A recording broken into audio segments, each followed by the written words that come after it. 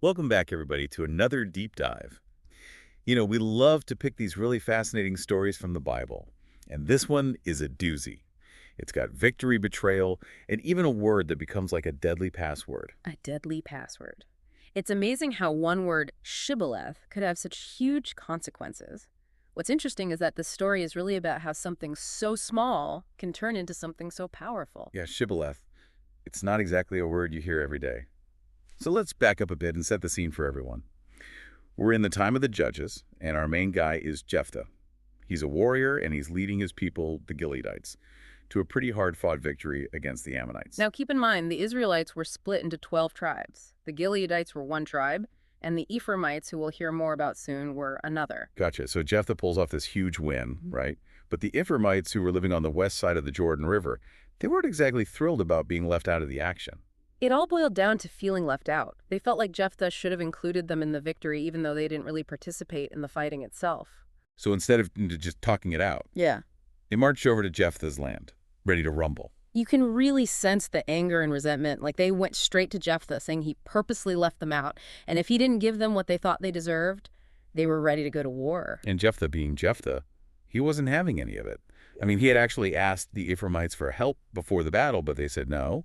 And now suddenly they wanted to waltz in and grab some of the glory. It was a total mess of miscommunication and years of resentment just bubbling over. Jephthah tried to be reasonable. He reminded them he'd reached out, but they chose not to come. And now they wanted to act like they were part of the winning team. But, trying to reason with them when they were so caught up in their hurt pride and this feeling of, we deserve this, it was like talking to a wall. Yeah, their pride and feeling entitled just blinded them to any kind of logic. They were so fixated on their supposed right to the victory that they couldn't even see their own part in the whole mess. Which is a perfect example of how feeling entitled can completely wreck relationships and lead to some seriously destructive conflicts. Is that whole, I deserve this no matter what kind of attitude. And that kind of attitude usually comes with a big lack of empathy. They just can't see things from the other person's point of view. Exactly. Like the Ephraimites just couldn't grasp why Jephthah would be upset when they demanded a piece of the pie without having lifted a finger to help. They were stuck in their own story, their own sense of being wronged. They didn't even try to see things from Jephthah's side. And that right there, that inability to empathize, to step into someone else's shoes and actually understand their perspective, that's what makes it almost impossible to resolve conflicts in a healthy way. And it's something we see all the time, even today, don't you think? It doesn't matter if it's personal relationships, political debates, even global conflicts. It's that lack of empathy, that inability to bridge the gap and see things from the other side. That's what fans the flames of disagreement and just makes things worse. It's like everyone's so focused on their own version of Shibboleth, their own rigid definition of right and wrong, that they completely miss the bigger picture, the common ground, the shared humanity that connects us all. And that brings us to probably the most important takeaway from this ancient story: the truly devastating effects of division, letting those shibboleths define us, separate us, and even turn us against each other. This whole civil war between the Gileadites and Ephraimites is like a giant warning sign. It shows just how easily unity can crumble, how a nation, a community, even a family can be ripped apart from the inside by conflict. It's a cautionary tale that speaks to us across centuries and makes us face those shibboleths that are dividing us today. So now we've got this super tense situation at the Jordan River.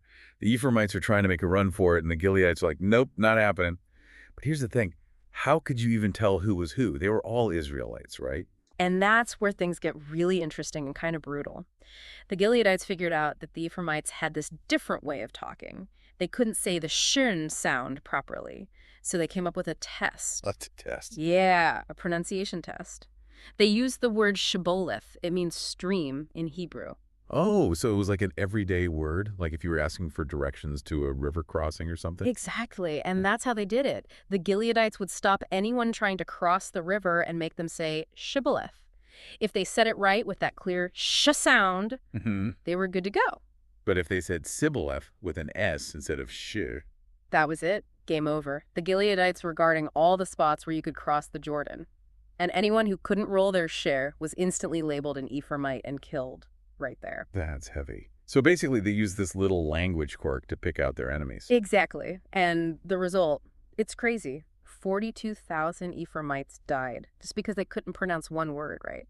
It's hard to believe that something like how you say a word could be a death sentence. Yeah, it shows how something as simple as pronunciation can be twisted into a way of labeling people. And in this case, it had truly awful consequences. This story's really making me think. It's not just about language, though, right? It's about leadership, conflict resolution, and how dangerous it is when people are divided. Absolutely. Let's start with Jephthah's leadership. He was definitely a strong warrior. But the way he handled this whole conflict with the Ephraimites, it reveals some cracks in his leadership style. Well, he did try to talk to them, right? He reminded them that he asked for their help and they turned him down. He tried to explain himself and his decision. And that's important. Even in the middle of this huge fight, Jephthah was trying to communicate, to explain why he did what he did, and to take responsibility. It shows us something really important about leadership. It's about being transparent and accountable. So even though it ended in tragedy, there's still a leadership lesson we can learn from Jephthah. Exactly. Good leaders need to be open about their choices, explain their reasoning, and be ready to own the consequences, even when things go wrong. Makes sense. But we can't forget the other side of the coin, right? The Ephraimites' attitude and their refusal to listen to Jephthah's explanation. They played a huge role in turning this disagreement into a full-blown war. Their pride and arrogance completely shut them off to reason. They were so focused on what they thought they deserved that they couldn't admit they had any responsibility for the situation. It's like a textbook example of how feeling entitled can poison relationships and create these destructive conflicts. It's that I deserve this no matter what mentality. And it often comes with a total lack of empathy.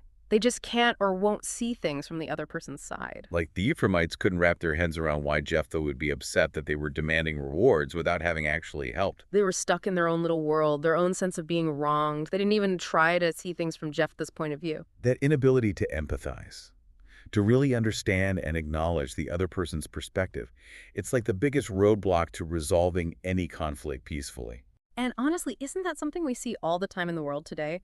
Whether it's between individuals in politics, even between countries, it's that lack of empathy, that failure to connect and understand the other side. That's what fuels division and just makes things worse. It's like everyone's so busy guarding their own Shibboleth, their own strict definition of right and wrong. They lose sight of what really matters, finding common ground, recognizing that shared humanity that connects us all. Which brings us to what might be the most powerful lesson from this story. The devastating consequences of letting those shibboleths control us, divide us, and turn us against each other. It really makes you think, right? How something as small as a word, how you pronounce something, can be used as a weapon, a way to separate people and lead to such violence. It's a scary thought. And it feels like even today we're surrounded by these shibboleths, these things that divide us. It's true. Those shibboleths, they're everywhere. They might not always be about how we say things, but they're those little signs, those tiny markers that we use to judge and categorize people, to decide who's in and who's out. It could be anything, right? Political parties, religious beliefs, the stuff we see on social media, even just what we wear or the music we listen to. It's easy to fall into that trap, to let those quick judgments control how we see other people.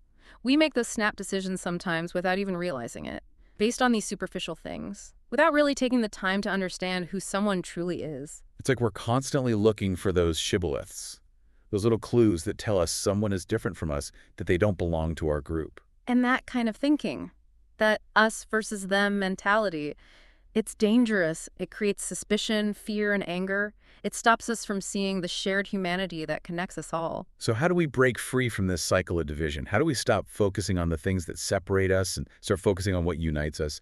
How do we move past those shibboleths that keep us apart? It starts with recognizing it, recognizing our own biases, those unconscious filters that shape how we see others.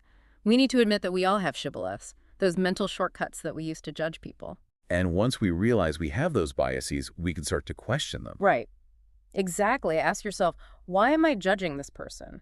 Is it based on facts, or am I just being prejudiced? So it's about challenging our assumptions, being willing to step outside of our comfort zones and really connect with people who are different from us, who see things differently, who come from different backgrounds. And it's about really listening. Listening with an open mind and a willingness to understand, trying to find common ground, realizing that even if we don't agree on everything, we can still respect each other as human beings. We need to remember that our shared humanity is much bigger than those surface-level differences. Exactly. It's about understanding that those shibboleths don't define us. They don't define our worth. And they definitely don't give us an excuse to treat others with disrespect or hostility. This story of Jephthah and the Ephraimites, it's like a powerful warning about what happens when we let those shibboleths control us, fuel our anger, and justify violence. It's definitely a warning, but it also offers a little bit of hope. It shows us that we have the power to choose a different way, to choose understanding over judgment, to choose unity over division. It's a challenge to really look at our own shibboleths, to face those biases that separate us, and to work on building bridges of empathy and understanding. Because at the end of the day, it's those connections, those moments where we recognize our shared humanity. That's where we find true strength, resilience, and hope for a better future. Well said. Thanks for joining us on this deep dive into the story of Shibboleth. We hope you've come away with some new insights and a fresh commitment to building a more inclusive and compassionate world. Until next time, keep exploring, keep questioning, and keep diving deep.